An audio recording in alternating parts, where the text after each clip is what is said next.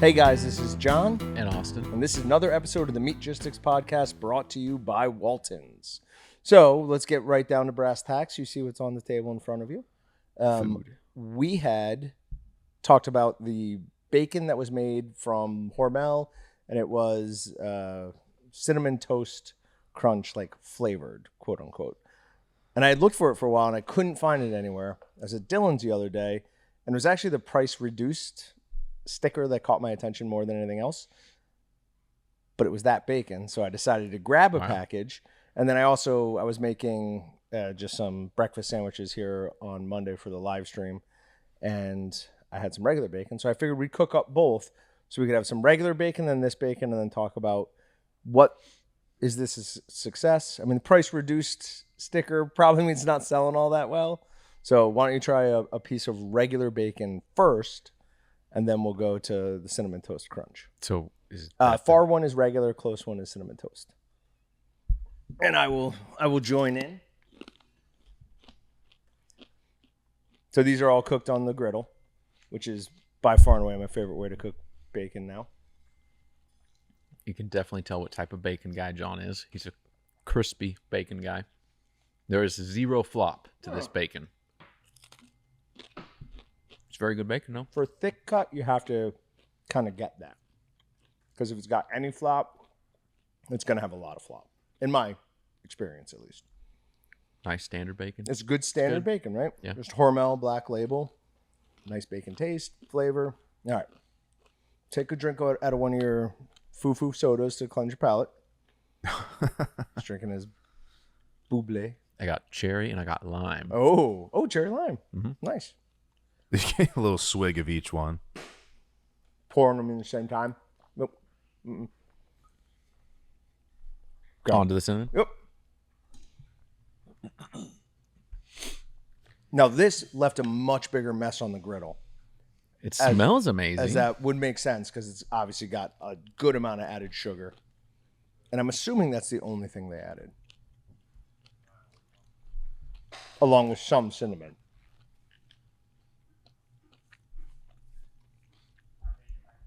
I feel like it tastes lighter than it smells. The smell is heavier to me. It's disappointing. Like, there's no way. Like, I cooked it, brought in, ate a piece, gave a piece to Patrick. I was like, am I crazy or is this disappointing? Then Dylan came in and Dylan's like, that bacon's good. It's like, but he actually called this bad, which I think is an over criticism of it. I don't think it's bad. The cured meat flavor is light. Mm-hmm. The cinnamon is light. It's all just, it's not enough. That's a good point. It almost tastes undercured. I wouldn't say it's bad. It's just, it's underwhelming. If you went to I don't know, an all-you-can-eat breakfast buffet, and this was the bacon that was there, I would be adequately satisfied. Sure. But you wouldn't be happy. It depends on how much you paid for it. I vastly prefer the regular bacon over this. Yeah. Yeah. For sure. Not even close. However, we did get it for $2.34 for a whole package. Is there more? There's not more. There's not more. Okay. It's not bad. Especially at $2.34. What do you think the regular thick cut Hormel black label cost? Ooh, jeez. Oh. $8 a pound? $9 a pound. But this is also going to be a theme today. We're going to be asking what do you think things cost? Oh, great. I've got a ridiculous one for you. So this will be interesting because I came in with complaints about what things cost after reading through the notes and some of the stories for today. Okay. One in particular, if we get to about the average cookout costs. Oh, yeah. So that one, the most concerning. Well, we'll get to that. I think. Don't jump ahead. Okay. So I went to. We have the new Walton's Bold seasoning. It's a new. Is it new version? Do we call it new version? No, it's just our new Walton's Bold seasoning. So we did the video for it yesterday, and I needed to go find some eye of the round, right? I went to 3 different stores before finally I was just like, I'm going to Sam's to get eye of the round. Everybody's meat department was cleaned out like you can't even believe it. It looked like tornadoes came through. They hadn't restocked because the day before was Memorial Day. What are people doing on Memorial Day with eye of round? I don't know. Something. Because they were all gone. Everything. Doesn't make sense.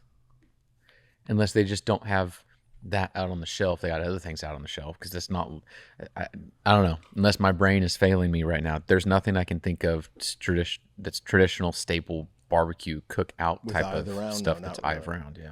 But Dillon's is very hit or miss if they have eye of the round. Sam's has everything. I might as well just start going to Sam's every time. Even if they don't, if you ask them, they'll be like, "Oh yeah, we got that in the back." Mm-hmm.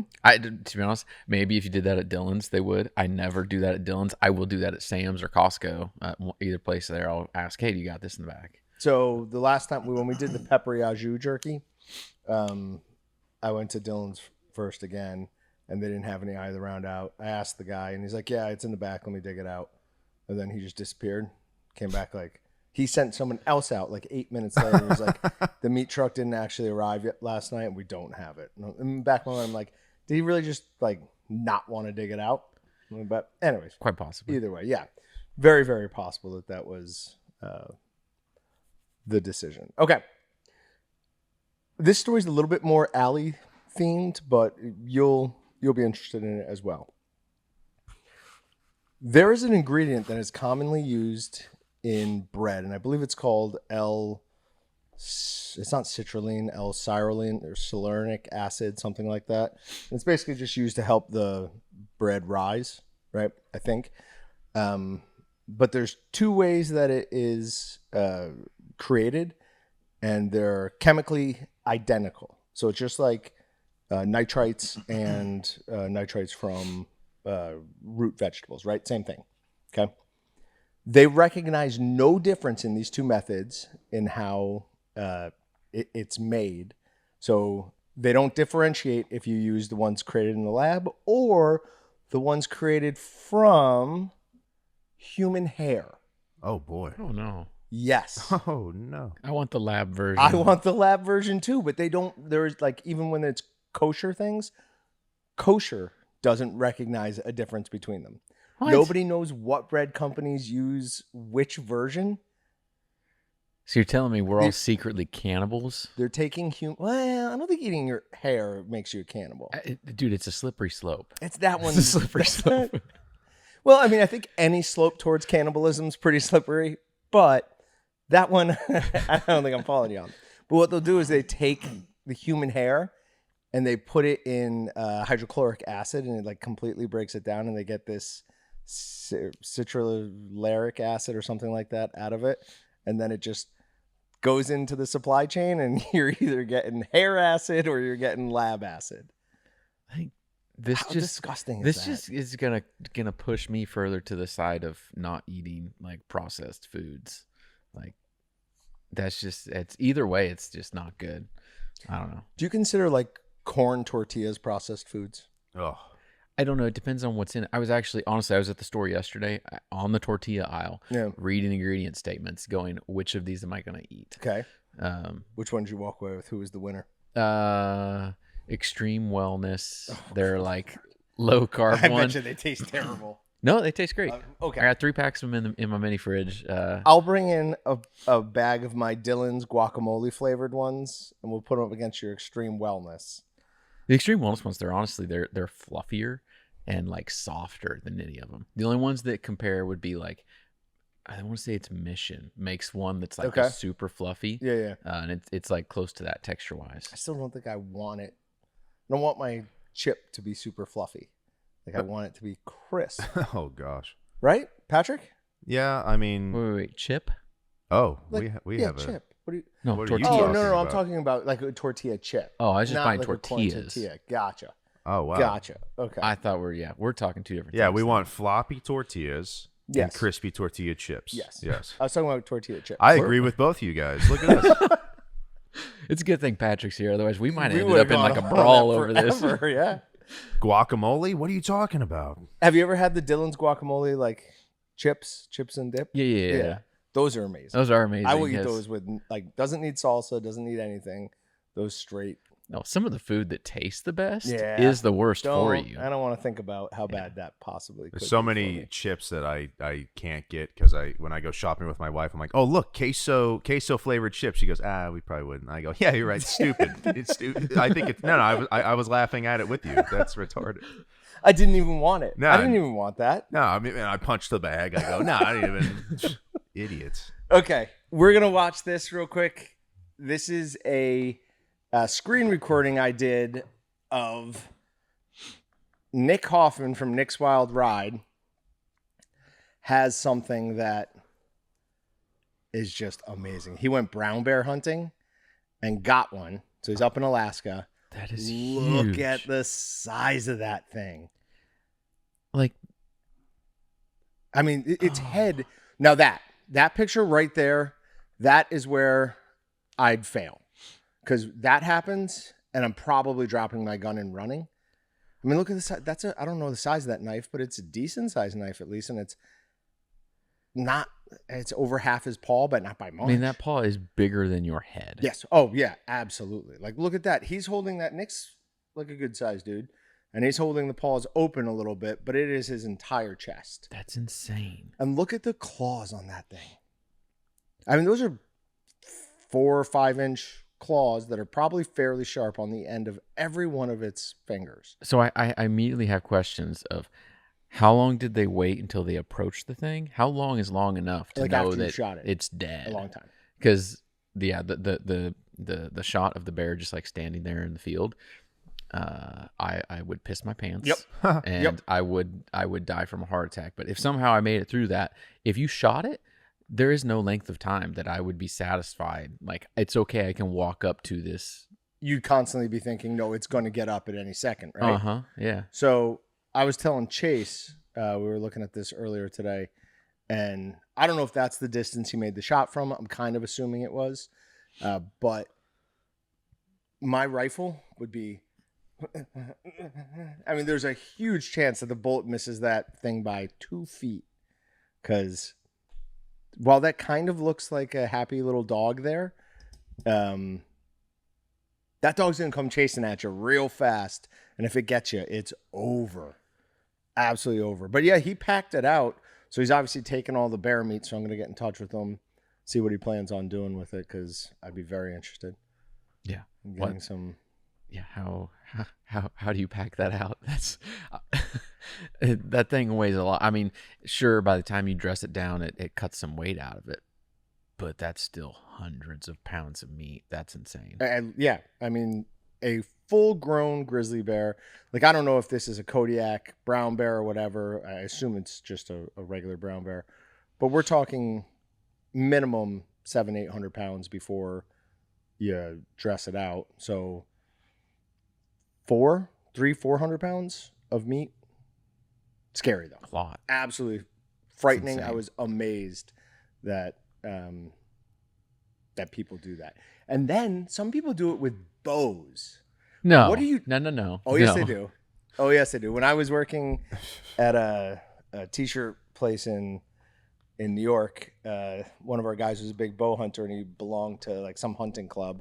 And somebody sent him a picture of a grizzly or a brown bear he took from a tree stand with a bow and arrow, and it was like, I'm not gonna say it was twice the size of that, but it was significantly bigger than that. Wow. Like it was that year's record bear. That's dumb. The only safe way to take a bear with a bow and arrow would be from something that is helicopter. flying, Yes, a helicopter or helicopter, an yeah. airplane, because bears can climb trees. Well, they can, like, I assume there are some of those tree stands that bear just push over. Oh, They'd be like, yeah. get down here. I'm not coming up to get you. You're coming down to meet me. And then that would be the end of it. That's insane. Terrible, terrible way to die. I don't know. Everybody's got their own hobbies, I guess, and people Okay. find different things entertaining. I don't find that but to that's be- not on my list. That's not a hobby. That's a you have an adrenaline addiction at that point. Okay, so we're gonna get back to bears later, but I've got an important question for you. What do you think the most expensive meat in the world is? Fresh meat, not something like not going to a restaurant and paying, $900 for a steak or something. But if you wanted to buy some fresh meat, like what do you think the most expensive is in the world? Is it like mammalian? Yes. Yeah. Is it? It's not human though, right? It is not human. Say we started talking about cannibal stuff earlier. Is this? Yeah. Nope, we're not following that down. Like dolphin meat? No. Technically, dolphins are mammalian, right? Technically, dolphins and whales are mammals, but no. You're overthinking this one a little bit too much. I can tell by how long it's taking. Like kangaroo, No. Elephant. tiger. It's a meat that we normally eat. Bison. Oh, Wagyu. So a specific type of Wagyu. It's A5 or whatever. It's a Matsugrodo Japanese Wagyu. How much do you think it costs a pound? Ooh. $350 a pound. Okay. I like how he nodded for that one.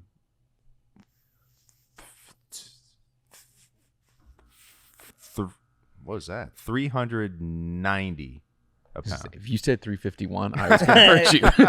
So it is $1,000 a pound. No.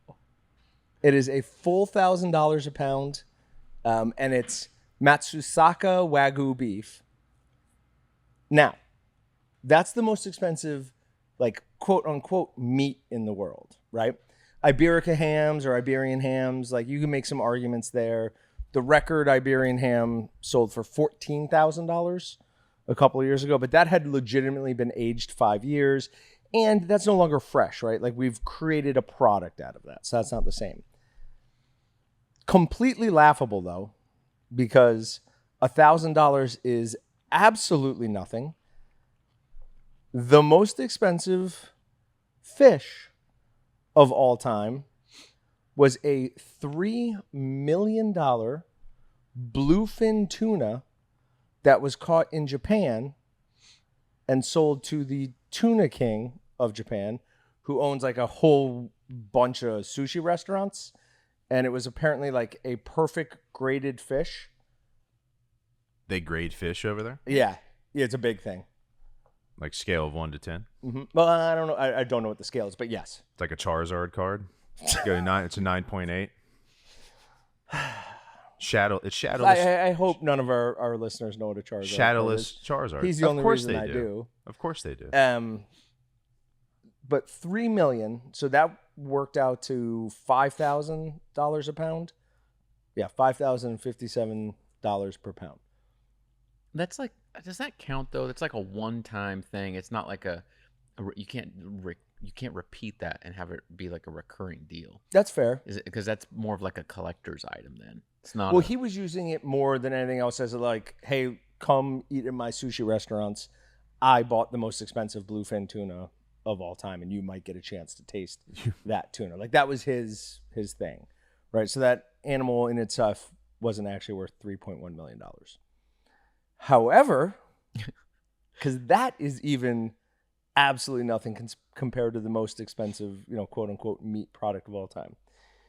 It is Strattarga Bianco caviar. Okay. It's in Austria, Austria. They make it in Austria. He then dries it and puts gold flakes all over it. Dries it out. So that's what it looks like. Interesting. Which it is. I mean, it's pretty amazing looking. Take a guess. Cost per pound.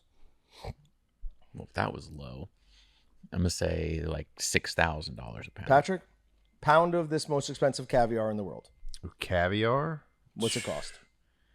$82.50. $8,250? Yeah. $51,000. Oh my God. That's more than half of my salary here for a pound of caviar. That's obscene. Good God. Some people make too much money. I think that's what my conclusion is When I that think of, people have too much money. like, who's getting that? Like a Russian oligarch, some Saudi prince. Like, other than that, who's paying $51,000 for a pound of anything? Yeah, what would I want? No, a pound of of? uranium or something's probably worth that. But I'd pay 51,000 Yeah, for a pound of so would I. uranium. That sounds bad. I would sell myself to become a terrorist type of situation. well, no. Antimatter, that they say is the most valuable thing in the world. Like some unbelievable, like nanogram of it is worth the entire world economy. So, yeah, I don't know. Sound like a Superman villain right now. I just read things.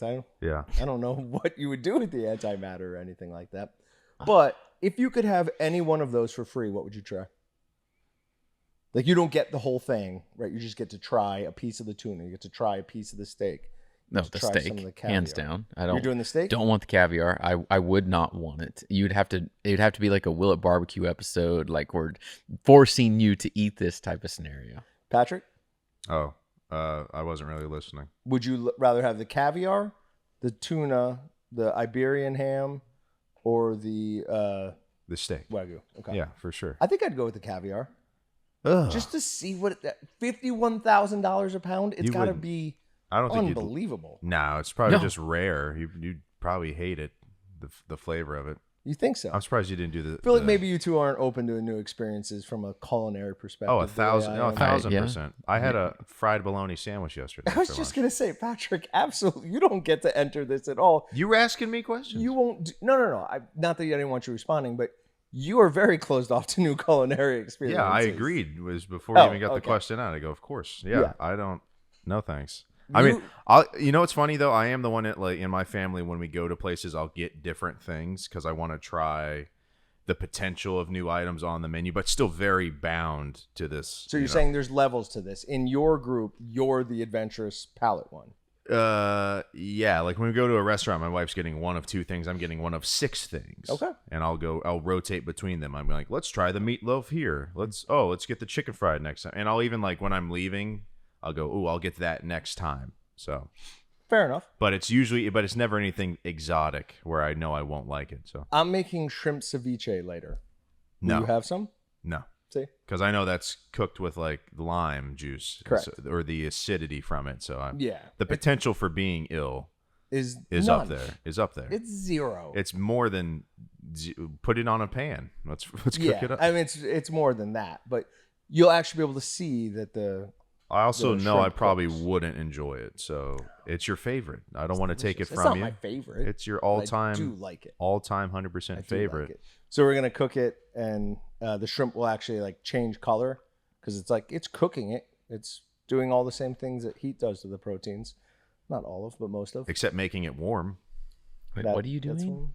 I'm making ceviche. I obviously So don't know how you do grab this then. a fish, and they say you're supposed to use a fish from the ocean. Barehanded. Sure, I will make sure to use gloves if that makes Patrick happier. And then we take the juice of a lime, and we cook the shrimp in that. You're The using acid. cook very. Are you heating it? Nope. Then No. you're not cooking No it. heat is involved. Cooking implies heat. I'm glad we're on the same This page is- now. At first, I was on your side. I was like, why would Patrick not try this? It's shrimp. I'm on Patrick's side.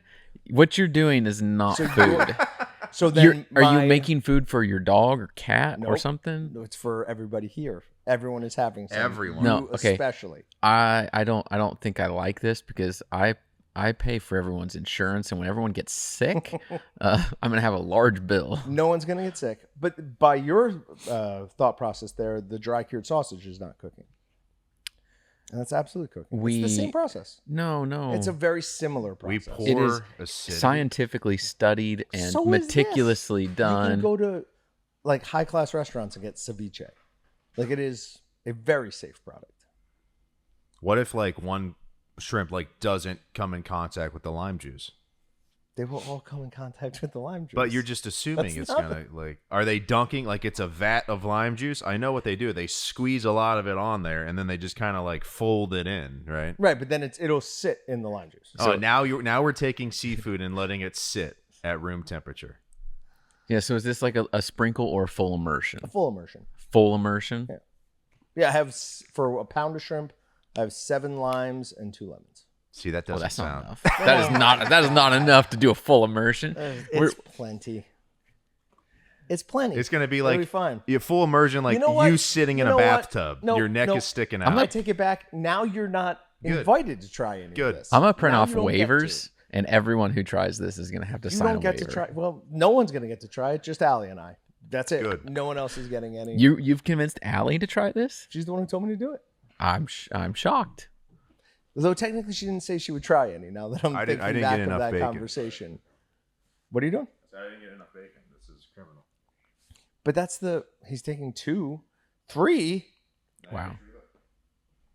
That was very aggressive. He just came over and yanked our bacon away from us. Yeah, I'm yanking bacon. Well, dude. I think it's legal because you've got this delicious shrimp ceviche later. Yeah, that's so we're gonna fill on the bacon. That's fair. I'm excited for that. I'm still going to continue to eat some of this bacon though. All right, getting on to Meat Matters. There is one of these where I'm going to read the whole article. It's not long, but I want to discuss everything about it. And there's no way this is taking my fingerprint when it's covered in bacon grease. Nope, of course not. Austin, you just popped the lemon lime. Are you about to make ceviche yourself? Oh, I probably could with my bubbly I'm lime. going home. Nobody wants me here today. No, we want you here. Unlock. We just want to continue to give you a hard time about everything. Unlock. There we go. Okay. It's definitely somebody on the roof. There's 100% some. So we have people on the roof right now. We've had people drilling. I had to peek anchor, my head in the hallway right before we start recording because they're like, "Rrr." And I was like, "What's going on?" And they're drilling wall anchors right now. I'm like, "No." It sounds like we're at a Sam's Club every once in a while too. Like someone's driving a forklift backwards. And people talking as we walk by. They don't respect our very small red light out we there. need Allie and I were we're talking about this. We need a recording light again, not just that red little. No one knows what that means, I don't think. Yeah, no, I agree. All right. This is from Chicopee, Mass. It says the average cost to feed a group of 10 at a cookout this year is more than $100. The average cost to host a cookout for 10 people reached $103 this year, marking a 4.2% increase from 2024. One of the most significant contributors to this uptick is the price of beef hot dogs, which soared by nearly 19% compared to last year. So 20% up in the cost of hot dogs. The average price of beef hot dogs rose from $3.27 to $4 per package. Experts attribute these mixed price trends to domestic factors like labor and production costs rather than the international tariffs.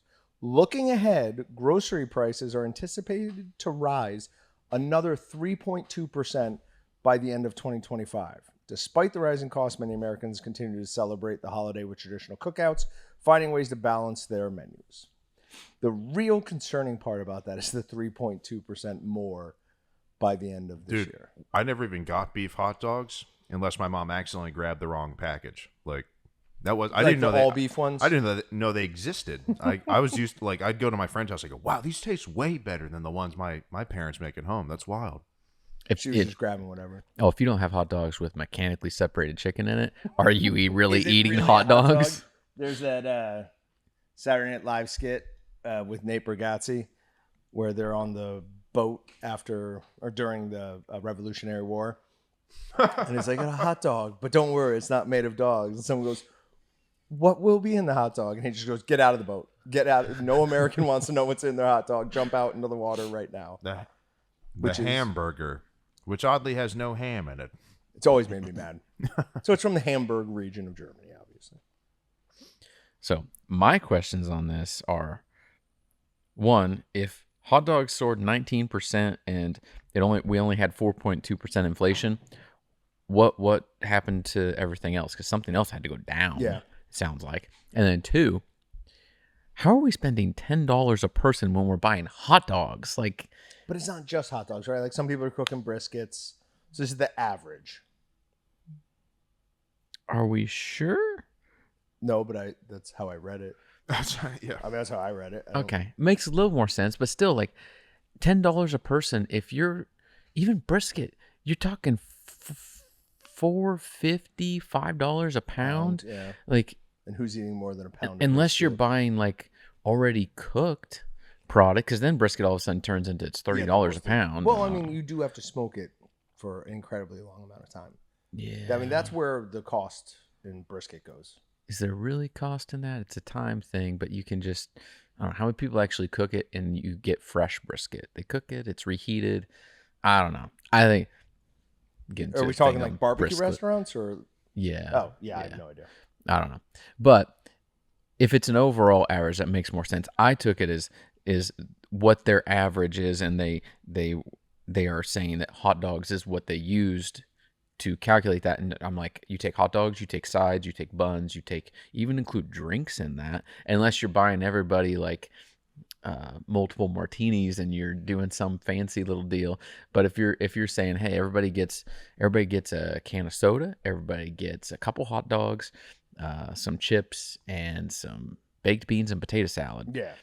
Like you can't be spending $10 a person. Right. That's insane. Right. Now, if 10 people were to go out and buy enough hot dog, like stuff for them to eat, that's definitely more than $10. But once you take out like it's $6 for a thing of big ketchup, $4 for a thing of big mustard, but you average that out and it's, very, very small amount of the cost. So. Are you ketchup and mustard on a hot dog guy? No. What are you? Just ketchup. Nice. I don't like mustard in particular on anything, so. I like mustard on a bratwurst, like an actual sausage. I will put a nice mustard on. But I don't like mustard on a hot dog. And I don't like French's yellow mustard on anything.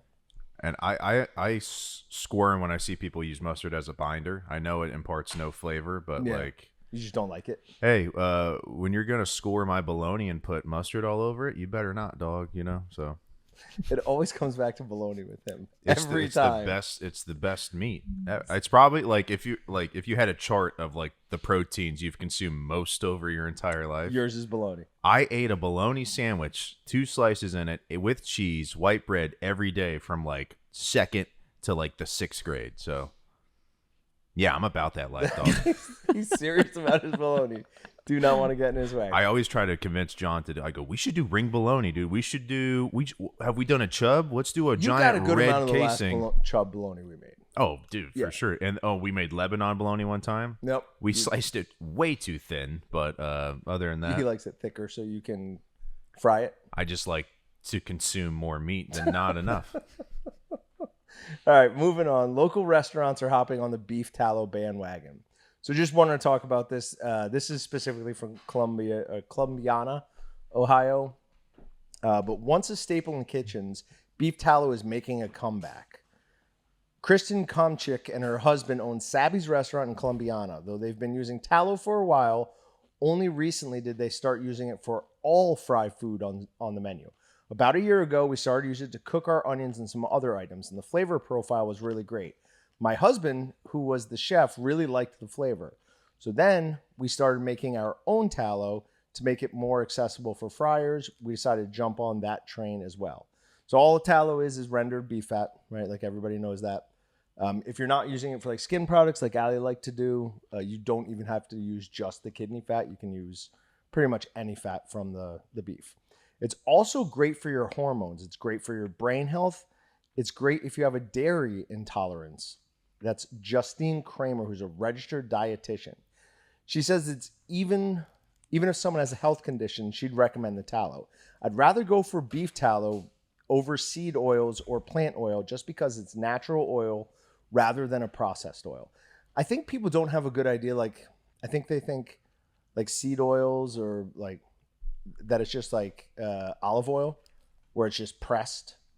No, they do a ridiculous amount of stuff to seed oils to make them into an oil. Yeah. It is a very in-depth process. Another benefit of cooking with beef tallow is its high smoke point.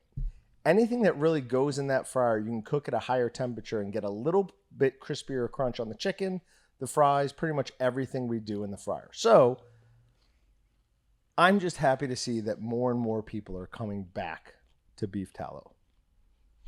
I'm excited to see if it continues going. Like, what does it do to the meat industry? Because in theory, it's gotta help. It's gotta push and promote more beef, more meat in general. Yeah, specifically. Go ahead. Talk about how it's good for our small processors.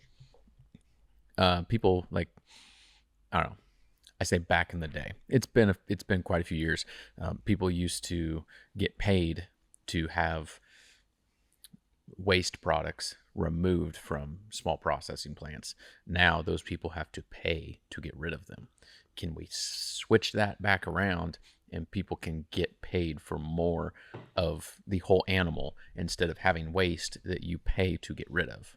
Yeah, it all not started, but when synthetic leather became more popular in cars than like actual leather, that was the turning point for when slaughter plants started having to pay people to come and get the hides, the fat, the offal, because before that they would actually make money off those things. Like a leather producer would be like, yeah, we're sending trucks every couple of days, whatever, to your processing plant, pick up stuff, bring it back here and use it.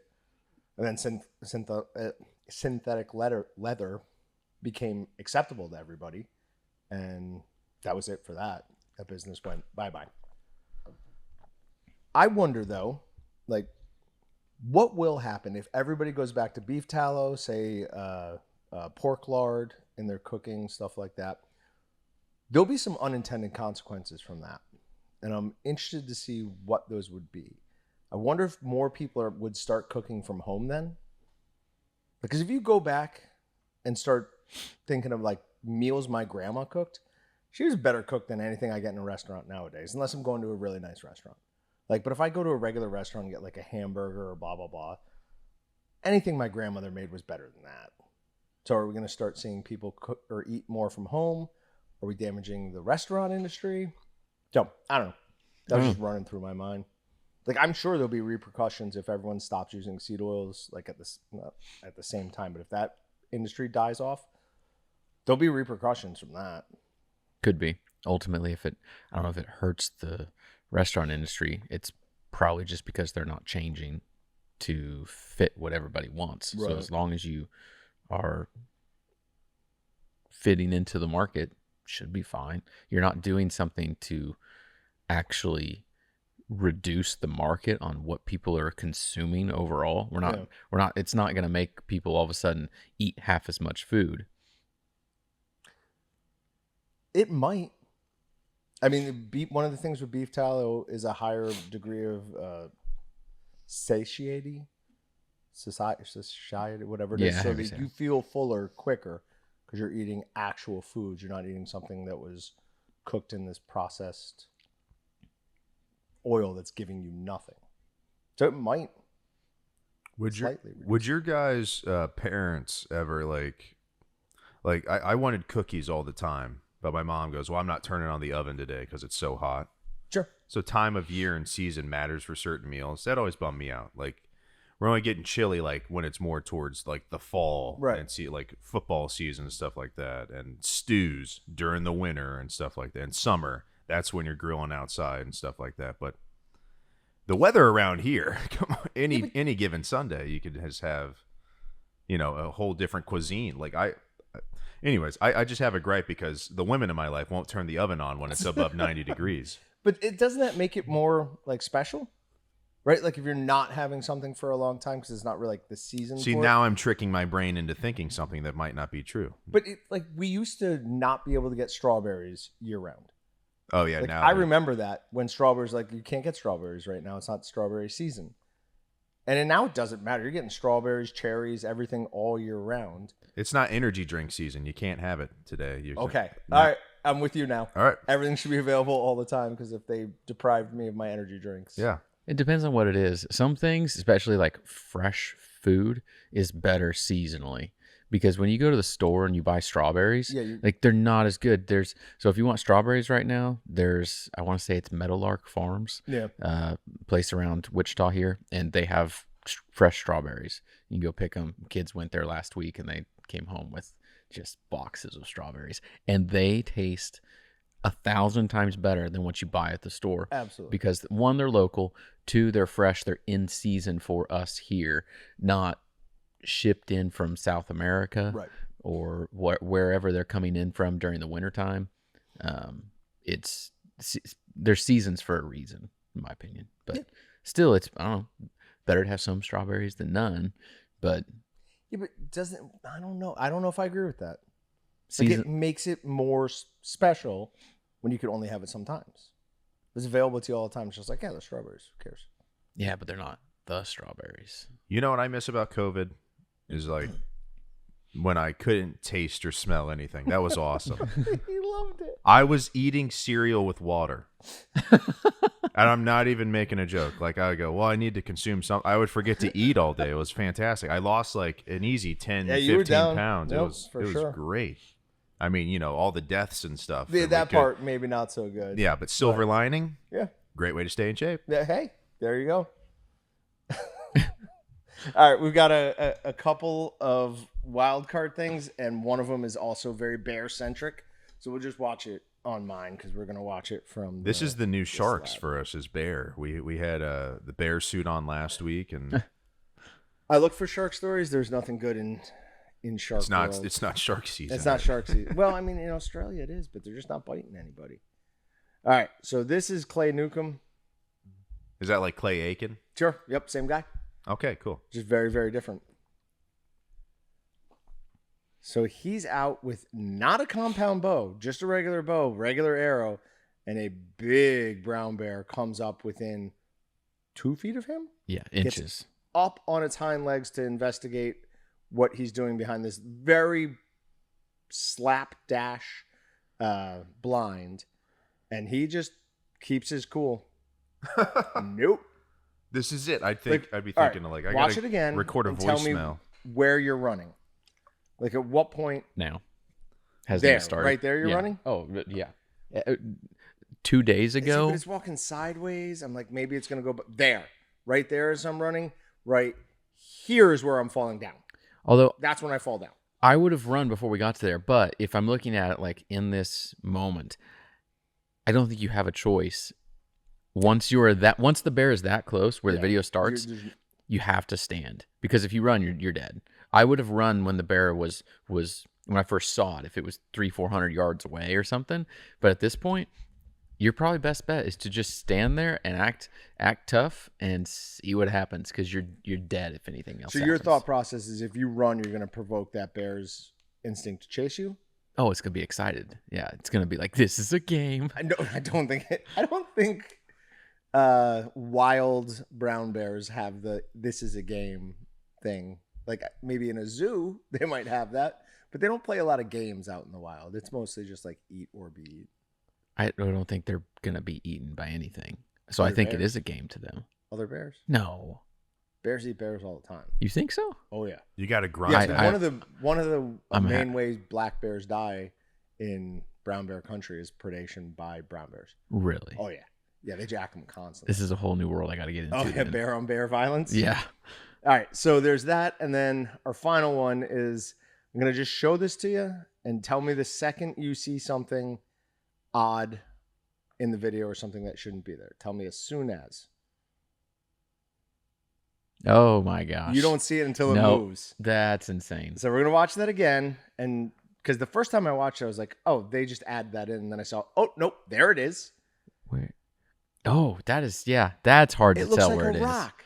There is a large crocodile at the bottom of this video, and it's this guy sitting on a bank or standing on a bank, fishing, talking about all the cool fish he can catch there, and the crocodile just moves out of nowhere. Man, those things are freaky. Yeah. That is a really scary animal. I took 3 times watching to like truly identify where it was. Yep. Because it just looks like part of the landscape. Mm-hmm. And we were talking about this, like those slit eyes the crocodiles have, like that is, if an animal has those, I want nothing to do with it. I don't want it around me. I don't want blah, blah, blah. I mean, that's venomous snakes.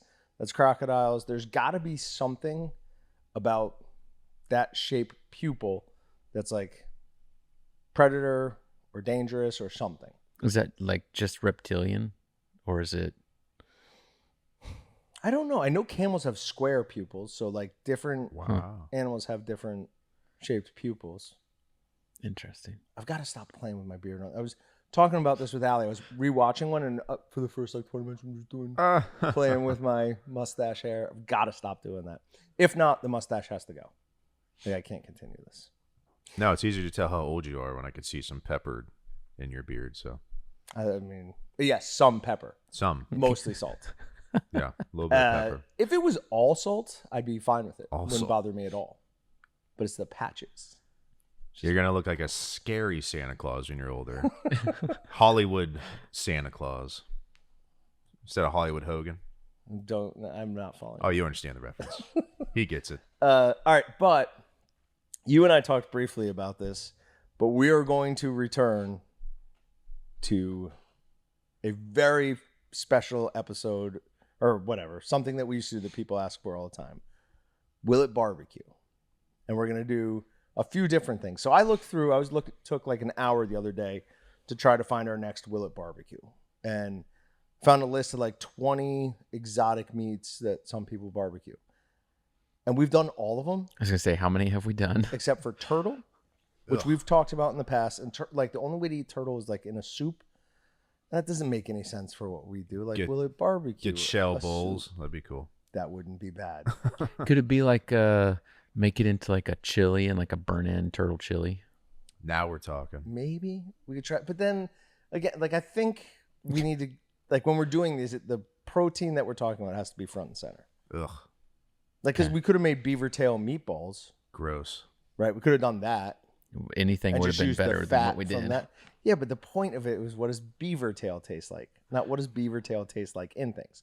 So I've got two that I'm going to bring in, two new ones, and that is iguana. Okay. And guinea pig. Okay. The guinea pig one is going to be very interesting. Ugh. I don't think I one you probably don't want to show your kids. Yeah, I don't know that I like the idea of doing pigs? rodents. No, why would I have guinea pigs? Oh, I don't know. Kids like guinea pigs, and that would save me the effort of having to track down a guinea pig. Oh no. If you had one. The only pet that my kids like desperately want is a hedgehog. And I just tell them that they don't exist in North America, so they can't have one. So you lie to them. But they don't naturally exist here. But you can get them as pets. Yeah, don't tell them that. Don't tell them that. Okay. But that's a pretty awesome pet for a kid to want. Sure. Would you rather want guinea pig or iguana to eat? To eat? Yeah. Oh, to eat. I'm probably looking forward to the iguana more. By the way, where are these pig. guinea pigs coming from? Like, in South America, they farm and eat them like that. In South America, the guinea pig isn't seen at all as a pet; it's seen as a food. Man, they eat it like a rabbit. This is one of those things that I can't even answer. Like which one would you rather do? I want to say this is a hypothetical question, and so I'm not going to answer. But this might become like a real life reality question. But the great thing is, I still don't think I have to answer it because I assume you're going to make me eat both. Oh yeah, we're eating both, 100%. But I think I'd rather eat the iguana. We should do a blind, like you do a couple of them. I mean, it's not great for our episodical series, but I'd love to have like 3 different proteins we never had before, and you have to try to guess which one's which. But you know which one, that the 3 are the option. It's like a multiple. Yeah, exactly. Yeah, you wouldn't just go. The other thing we talked about doing is going back through old episodes, being like, hey, we did this 7 years ago. Is it better now? Liked it or didn't like it then? Let's try it again. That could be fun. We also, I think, have some better cooking knowledge. Better, like, hey, I'm not trying to do this 30 minutes before the podcast or 30 minutes before the segment. So I think that we should do a mashup of all the times you guys almost threw up. That'd be fun. I can only think of one for beaver both tail. of us. The beaver tail. No. You almost threw up during beaver tail. We both almost threw up during possum. Oh, yeah. How could you forget? See, that's going to be guinea pig. We're back on like that realm of animal. Not going to be good. I had to look at pictures just to make sure like I've got the right picture in my head. For an iguana? Yeah. Because for some reason when you say iguana, my brain thinks like chameleon, but like iguana. I mean, similar. Yeah. And then guinea pig, I mean, it's just a rodent. And I think technically it is a rodent. I'm taking the iguana. I think now looking at it, I might enjoy the iguana compared to the guinea pig. It's like gator meat or something. I've always heard iguana, like all that stuff, tastes a lot like chicken, right? I've never heard anyone say guinea pig tastes like chicken. So it's gonna be bad. It might not be so bad. Open mind. It's gonna be so bad. I will let you even choose the seasoning if you want. Does the iguana come skinned or like? Oh, I hope not. Because it's just a full-on frozen iguana. That's what I want it to be. Oh man! Because remember when I had the full octopus? I was carrying it around on my shoulder. We could do the same thing with the iguana. The iguana. I think I'd be borderline afraid of an iguana. Like I'd be like, I can't touch that to cut it up. Oh, wait, how would you prepare them? I guess. I have no idea what to do with the guinea pig. I'm assuming it'll come as like a solid single, thing. It's not going to be like broken down. What if they sent you a live one, like in a box with holes in it? Like you wouldn't kill it, right? Like you'd probably just. I'd definitely kill it. Oh, no. I don't care about Here that. we go. I give you the option to not be a killer of animals on the podcast, and you double down every time and go like, "Oh, I would chop." an option to not kill an animal. I would chop its head off with an axe. Yeah, but we came back and said I'd never get it with the axe, so axe was out. But your initial Was that a response. That was rabbit. Yeah. You're so Pat Bateman with it. You just have an instant like kill style. Like. Yeah, no, I would have an easier time killing the guinea pig than the iguana, just from a mechanics standpoint. Like, iguana might be kind of hard to kill. Yeah, I feel like the iguana would be harder to kill. The guinea pig you could kill very easily. The iguana, I feel like you're gonna have to decapitate. Right. Like, and getting it to hold still probably going to be a problem. Because have you ever seen them run? They hunt them like crazy down in Florida. Like, so they'll get on rafts or kayaks or whatever and just float down rivers, and they have suppressed, like small arms, like 223, 223, 223, yeah, 220, and just like float down, just pick them off, and then they'll walk back up and just collect all the bodies. But they'll kill like 50 of them in a single. How many float. times they grab one that's still alive and you get freaked out? Like, oh my god, It's coming right for me. Shoot it again. I mean, it's essentially Godzilla. Have you ever seen an iguana swim? Yeah. They kind of Very much so. did its body There's, based off of that. What do they call them? The marine. I think they might be called marine iguanas. Sure. The ones that live off the Galapagos Islands. You ever seen them? They chill underneath the ocean, like on the very bottom of it, and just like as the waves are coming through, like it moves all their whatever, and it looks exactly like Godzilla. Freaky. Yeah, little tiny dinosaurs down there. So Pretty much. no thanks. I mean, I'd rather I'm out eat on that that. than a guinea pig because of the one's adorable and one's terrifying to me. So Guinea pigs aren't like. They're not good parents. They're very much like pandas in that. Like they just have kids and run female away guinea from it. pigs will eat their babies all the time. All the time. Really? It's one of the biggest things you have to be concerned with if you have a female guinea pig. You should be like that guy that goes on Maury and just talks about animals and stuff. But I don't so know much anything trivial other than like facts. tiny little snippets about each That's one. it. I know one little I detail. don't. My knowledge is vast but shallow. Bring out the cucumbers. Oh no, my god! That lady's afraid of different weird stuff. So they had an The episode. lady's afraid of cucumbers? They had an episode of Maury where people had weird fears, and like, this one lady was like afraid of cotton balls and stuff like that, and he goes, and bring them out, and then and they run away crying. Oh Jesus Christ! Oh my God. You spend so much of your young adulthood watching.